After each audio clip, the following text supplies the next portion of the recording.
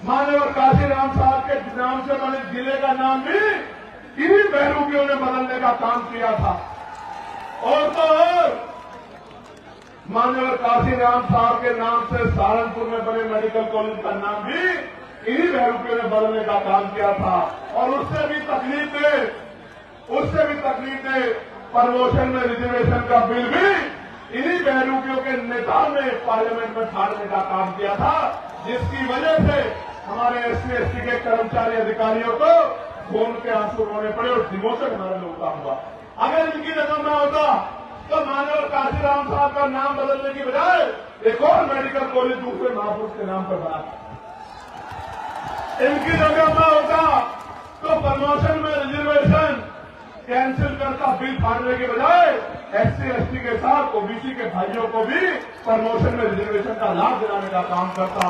और तो इनका चेहरा कब बेनकाब हुआ और ज्यादा तब हो गया जो बात बहुजन की करते हैं, लेकिन जब यूजीसी का कानून आया, गाइडलाइन आई, तो ये सब लोग विरोधियों के पक्ष में खड़े हो गए। ये बात बहुजन की करते हैं और गुलामी 15% लोगों की करते हैं। ये जो बहरूप के घूम रहे हैं, मैं इनकी बात कर रहा हूं। अभी आएंगे वो नीला पट्टा पहन के आएंगे, बाबा साहब की बैनर पर तस्वीर लगाएंगे, लेकिन जब आपके बच्चों के भविष्य को यूनिवर्सिटियों में कुचला जाएगा, जब उनकी हत्याएं होंगी, संस्थानिक हत्या, जब रोहित वेमुला, पायल तड़वी, जेल कामेगवाल को मारा जाएगा, तो इनके मुंह से एक आवाज नहीं निकलेगी। तब ये गुलामों की तरह अपने मालिकों का साथ देंगे, अपने बहुजन गरीब समाज का साथ नहीं देंगे। प्यारे साथियों, आपको भी कमर कसनी है कि अपने बच्चों की हत्या नहीं होने देनी है।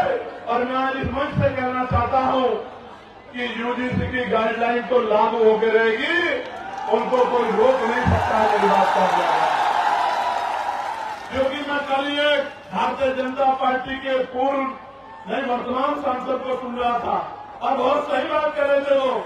वो ये कह रहे थे क्योंकि उनको एहसास है कि अगर एससी एसटी ओबीसी का विरोध करेंगे तो एमपी एमएलए भी नहीं बन पाएंगे। ये लोग 15% से कोई एमपी एमएलए नहीं बन सकता है। मैं आपको कह रहा हूं, जो आपके अधिकारों का विरोध करे उसके लिए नारा मेरा याद रखना कि ना तो नोट उनको देना और ना वोट उनको देना जो आपके अधिकारों का विरोध करते हैं, आपके बच्चों का विरोध।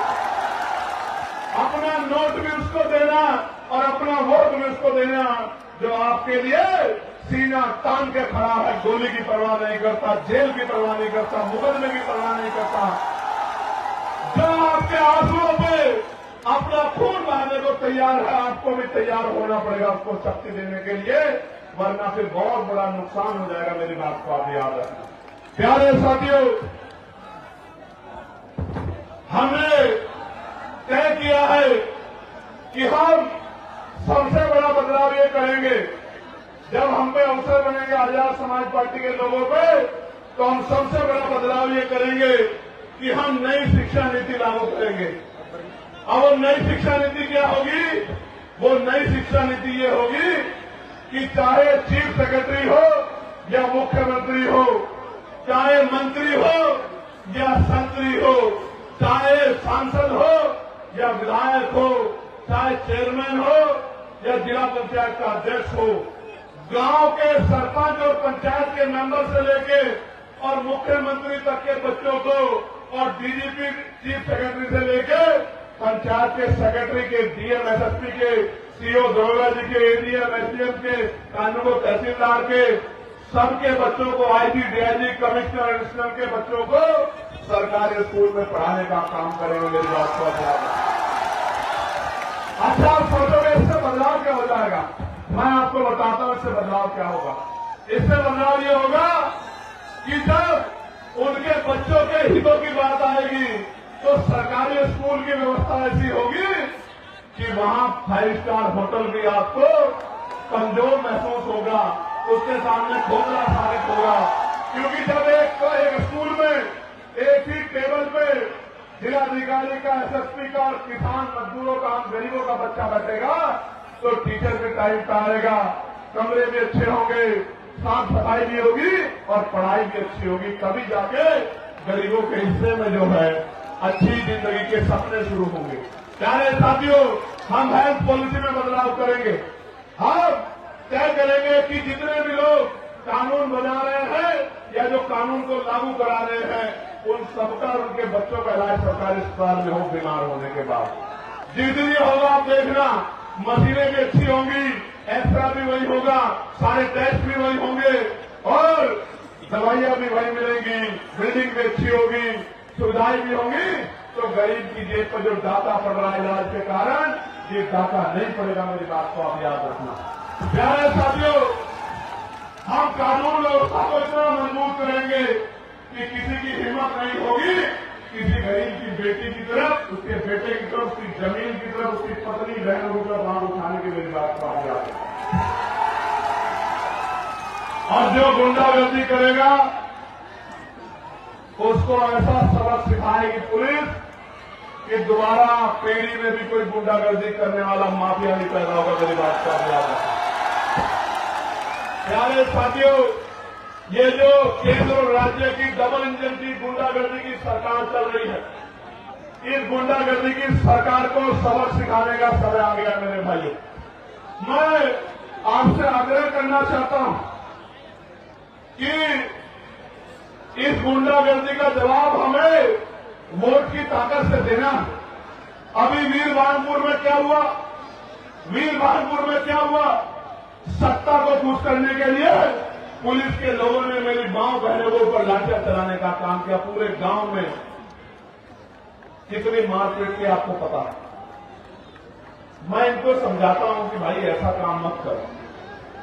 शराब के नशे में जाके आप गांव में अराजकता करोगे और जनता आपसे विरोध नहीं करेगी तो ऐसा नहीं हो सकता। इसलिए मैं इस घटना का संज्ञान लूंगा और जो अन्याय वहां हुआ है लोकसभा में 9 तारीख से जब लोकसभा चलेगी, उस अन्याय को देश के प्रधानमंत्री के सामने दिखाने का काम करूंगा। उनको बताऊंगा कि उनकी सरकार किस तरह की गुंडागर्दी उत्तर प्रदेश में कर रही गरीबों के साथ।